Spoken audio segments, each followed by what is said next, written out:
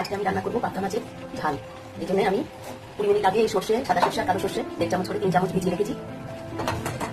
5টা কাঁচা লঙ্কা দিয়ে আমি লবণ দিয়ে মিক্সিতে এই 2 রকম সর্ষেটা বেটে নেব।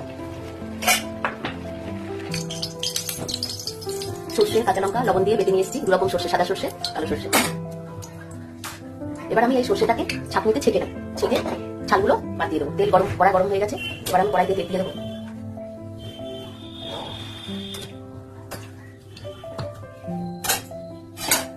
কড়াইতে তেল গরম হয়ে গেছে। এবার আমি এই পাবদা মাছ, 6 পিস পাবদা মাছ আমি ভাজা করে নেব।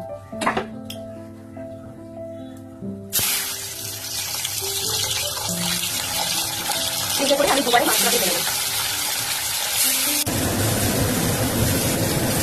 টমেটোটা ভাজা হয়ে গেছে অল্প। এবার এখানে আমি দেবো একটু কাশ্মীরি লঙ্কা গুঁড়ো আর একটু হলুদ গুঁড়ো। কাশ্মীরি লঙ্কা গুঁড়ো লাল রং হওয়ার জন্য দিচ্ছি। আর এখানে একটু আমি সর্ষের ভেতরে 5টা কাঁচা লঙ্কা বেটেছিলাম, সেই জন্য আমি ঝাল লঙ্কা দিচ্ছি না।